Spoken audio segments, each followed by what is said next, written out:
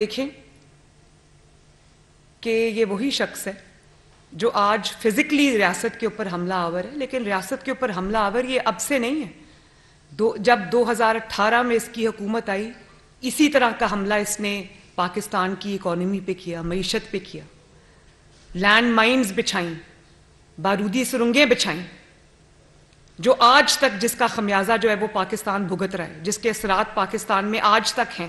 पाकिस्तान अभी उससे निजात नहीं हासिल कर सका। वही इसने, जब इसको पता चला कि ये हुकूमत से जा रहा है, तो वो साइफर वाली स्टोरी बना के ये ले आया, कहानी बना के वो झूठ घड़ के ले आया, और हर जलसे में, जुलूस में वो साइफर वाला कागज जो था वो लहराता था, और पाकिस्तान के ताल्लुकात दूसरे ममालिक के साथ मुश्किल में डाल के, जेपडी में डालकर, खराब करके, खुद ये हाथ जोड़ के अमेरिका से माफी मांगकर ये ताल्लुकात बेहतरी के लिए आज कोशिश कर रहा है। इसने वहां पर जो लोग एम्प्लॉय किए हुए हैं, जिनको ये पैसे दे रहा है डॉलर्स के अंदर के अमेरिका से मेरे ताल्लुकात बेहतर कराओ, पाकिस्तान के ताल्लुकात दूसरे ममालिक से खराब करके ये पैसे देकर अपने मामलात जो है वो ठीक कर रहा है। और आप आज देखें, ज़ल्मे खलीलजाद का स्टेटमेंट आया है इसके हक में। ज़ल्मे खलीलजाद साहब को मैं पूछना चाहती हूँ कि इसके दौर में जो बदतरीन तशद्दुद, बदतरीन इंतकाम, बदतरीन विक्टिमाइजेशन तमाम अपोजिशन पे हो रहा था, उस वक्त ज़ल्मे खलीलजाद साहब चुप क्यों बैठे थे? और आज उनको ये हक किसने दिया है कि वो पाकिस्तान के अंदरूनी मामलात में बोलें? वो ये भी जरा फरमा दें कि पूरी दुनिया के मुहज़्ज़िब ममालिक के अंदर जब कोई शख्स कानून को इवेड करता है, अदालतों के अहकामात को पांव के नीचे रोनता है, अदालत बुलाती है, जाता नहीं है, फोर्स इस्तेमाल करता है, तो उसके बारे में दुनिया क्या कहती? उसके साथ ये सलूक होना चाहिए जो इमरान खान के साथ हो रहा है? उसके बारे में इनका क्या कहना है? मैं ये सवाल करती हूं। पाकिस्तानियों ने इस चीज का बहुत बुरा बनाया है। उस वक्त वो क्यों खामोश थे जब इमरान के 4 साला दौर में बदतरीन तशद्दुद सहाफियों के साथ किया गया? उनको सच बोलने की पैदाश में पेट में गोलियां मारी गई, हड्डियां तोड़ी गई मार मार के, घरों से उठाकर ब्रॉड डे लाइट में अगवा किया गया। उस वक्त ये क्यों चुप थे? और जब जो इंटरनेशनल तंजीमें हैं उन्होंने कहा कि ये, और उन्होंने लिखा कि ये प्रेडिटर्स हैं, प्रेडिटर का लफ्ज इस्तेमाल हुआ इनके लिए, जो इनके खिलाफ आवाज उठाता था, चाहे वो अपोजिशन से हो, सियासतदानों से हो, या वो मीडिया से हो, उसको इबरत का जो वो सिंबल बनाते थे ये लोग। उस वक्त ये क्यों खामोश थे?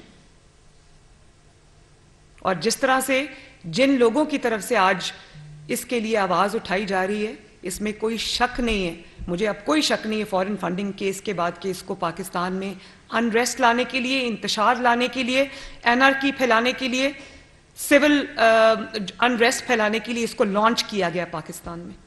वरना इसके पल्ले और है क्या सवाए दहशतगर्दी के, गुंडागर्दी के, पाकिस्तान की मईशत तबाह करने के, पाकिस्तान के ताल्लुकात सारे ममालिक से खराब करने के इसके पल्ले और है क्या? मैं ये सवाल पूछना चाहती हूं।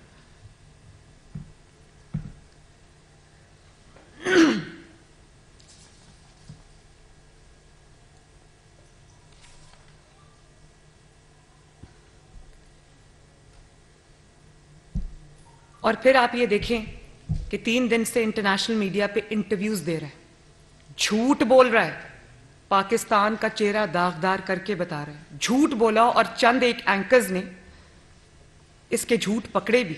उनको झूठ बोल रहा है कि मेरी तो 18 तारीख तक मेरे पास बेल थी। इसके पास कोई 18 तारीख तक बेल नहीं थी। अगर 18 तारीख तक बेल थी तो जब कोर्ट ने पुलिस भेजी पकड़ने के लिए, तो क्यों नहीं जाके कहा, बेल का कागज दिखाया कि देखो मेरे पास ये बेल है? उस वक्त हाथ से लिखी हुई अंडरटेकिंग क्यों दे रहा है? जब बेल थी तो अंडरटेकिंग की क्या जरूरत है? वो तो बेल का कागज ही काफी है। उनको ये झूठ बोल के बता रहा है कि मेरे पास बेल है 18 तारीख तक। पूरी दुनिया के सामने झूठ बोल रहा है। पाकिस्तानी कौम से तो झूठ बोलने की इसकी रिवायत पुरानी है। इंटरनेशनल मीडिया पे एक शख्स इंप्यूनिटी के साथ, बेशर्मी के साथ, ढिठाई के साथ झूठ बोल रहा है, और वो इंटरनेशनल मीडिया पे इसको पता है कि वो चेक हो जाएगी, इसके पास बेल नहीं है 18 तारीख तक। और फिर कहता है ये मुझे गिरफ्तार करके बलूचिस्तान भेजना चाहते हैं, इसलिए मुझे गिरफ्तार करना चाहते हैं। भाई तुम्हें गिरफ्तार करके बलूचिस्तान नहीं भेजना चाहते, तुम्हें गिरफ्तार करके अदालत में पेश करना चाहते हैं। अदालत क्या करे जब उसके हुक्म पे अमल दरामद के लिए पुलिस इसको पकड़ती है, और क्योंकि अदालत में पेश नहीं होता। हर किसी को कहता था कि भाई अगर चोरी की है तो तलाशी क्यों नहीं देते। आप ये देखो कि पहले इसने डिफर करने के अदालतों के कि मुझे पेश ना होना पड़े, क्योंकि केस सारे सच्चे हैं, कोई एक केस भी झूठा नहीं है। बड़ा मुंह खोल के आराम से कह देता है मेरे पे 100 केसेस पूरे बन गए तो एक केस बचाओ तो तुम पे झूठा बना है। मैं बार बार ये बात कहती हूँ, टिरियन वाइट वाला केस झूठा है, फॉरेन फंडिंग वाला केस झूठा है। फॉरेन फंडिंग वाला केस अगर झूठा है तो 7 साल क्यों सांप बन के उस केस पे बैठे रहे, उसको खुलने नहीं दिया और डिलेइंग टैक्टिक्स यूज किए। टिरियन वाइट वाला केस अगर झूठा है तो जाओ अदालत में कह दो वो मेरी बेटी नहीं। तोशा खाना वाला केस अगर झूठा है तो जाओ कह दो मैंने चोरी नहीं की। किसने रोका है? मैं तो अपनी मिसाल दूंगी, मेरे पर जब झूठा इल्जाम लगा तो मैं तो 100 से ज्यादा पेशियों में शरीक हुई और झूठा इल्जाम लगा, झूठी सजा मिली, लेकिन कानून का तमाशा नहीं बनाया। कानून के आगे पेश हुए, फैसला पसंद था नापसंद था, मुनसिफाना था गैर मुनसिफाना था, उस चीज से कतई नजर पाकिस्तान के कानून को पांव की जूती के नीचे नहीं रोंदा। एक एग्जाम्पल सेट की कि अगर सच्चे हो तो एक दिन आएगा जब आप इंशाअल्लाह ताला बरी होके सामने आओगे। तो ये किसको बेवकूफ बना रहा है? बलूचिस्तान भेजना चाहते हैं, भाई बलूचिस्तान नहीं भेजना चाहते, अदालत भेजना चाहते हैं। और अगर तुम खुद अदालत जाओ तो तुम्हें क्यों कोई गिरफ्तार करे? तुम इतना कानून से भाग रहे हो कि तुम्हें अदालत लेके जाने पर तुम्हें गिरफ्तार करना पड़ता है।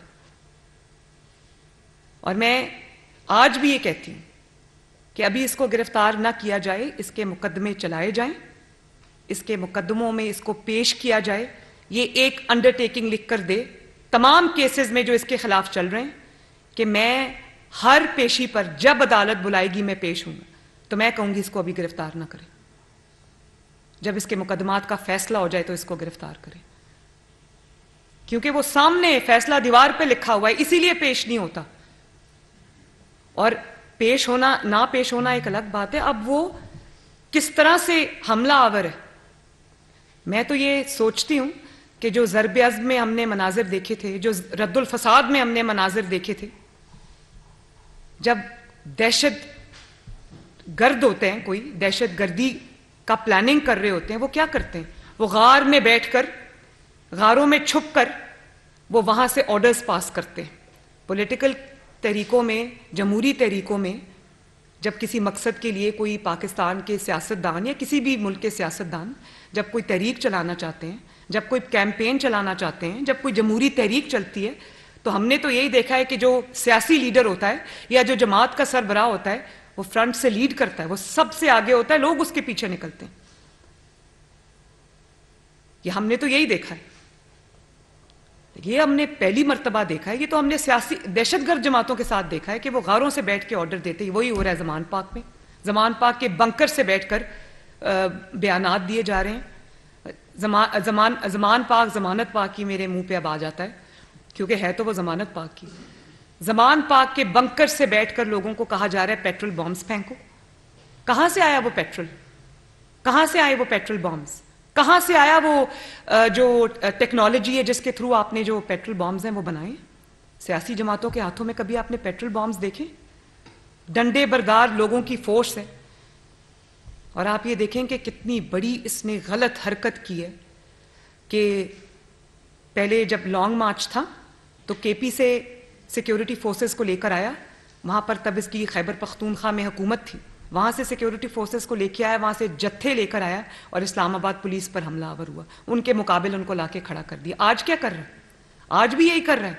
आज गिलगित बल्तिस्तान में हुकूमत है, ये हुकूमतें बनाता ही इसीलिए कि उनके रिसोर्सेस को इस्तेमाल करे। आज गिलगित बल्तिस्तान के अंदर हुकूमत है, वहां से पुलिस लेकर आकर उसको पंजाब पुलिस के मुकाबले में खड़ा कर दी। तो ये एक सूबे को दूसरे सूबे से लड़ाने की घिनौनी साजिश अगर किसी और, अल्लाह ना करे, किसी और सियासतदान ने, किसी और सियासी लीडर ने, किसी और जमात के सरबराह ने की होती तो क्या रियासत इस तरह बैठ के तमाशा देखती जिस तरह आज रियासत बैठ के तमाशा देख रही? ये सवाल बनता है या नहीं बनता? और फिर आपने कल अदम तंजीमों के लोगों को जमान पाक में रिहाइश पजीर किया हुआ है, उनको रखा हुआ है कि अगर रियासत पे हमले की जरूरत पड़े तो वो ट्रेन दहशतगर्द वहां पर रखे हुए हैं। और कल इनकी कोई टाउट है, जो जर्नलिस्ट है वो ट्वीट डिलीट कर दी, लेकिन उसने कहा कि ले आओ हेलीकॉप्टर, हमारे पास हेलीकॉप्टर के साथ निपटने का भी पूरा प्लान है। तो हेलीकॉप्टर से निपटने के लिए आपके पास क्या होता है? वो कहां से आई है ये सब इनके पास? और आज वो इब्रारुल हक साहब का मैं स्टेटमेंट देख रही थी, वो कहते हैं कि हमारे लोग खुद कुछ हमलावर बन गए। हैरत है। दहशतगर्द तंजीमों को देखा हुआ था कि वो लोगों को ट्रेन किया करती थी कि हथियार ऐसे चलाते हैं, पेट्रोल बॉम्ब ऐसे फेंकते हैं, खुद कुछ हमलावर जैकेट्स पहनाती थी, उनकी ब्रेन वॉशिंग करते थे, उनको लॉन्च करते थे। भाई अपने बच्चे तुम्हारे लंदन में महफूज मकामात पे बैठे हैं, गुलछर्रे उड़ा रहे हैं। अभी वो वीडियो देखी, तीनों बच्चे इसके कोई जगह जा रहे हैं और ऐशो इशरत की जिंदगी गुजार रहे हैं, और पाकिस्तानी बच्चों को तुम पेट्रोल बॉम्ब्स हाथ में देकर उनको कहते हो कि रियासत के ऊपर हमला करो, पुलिस के जवानों पे हमला करो, पुलिस के अफसरान पे हमला करो।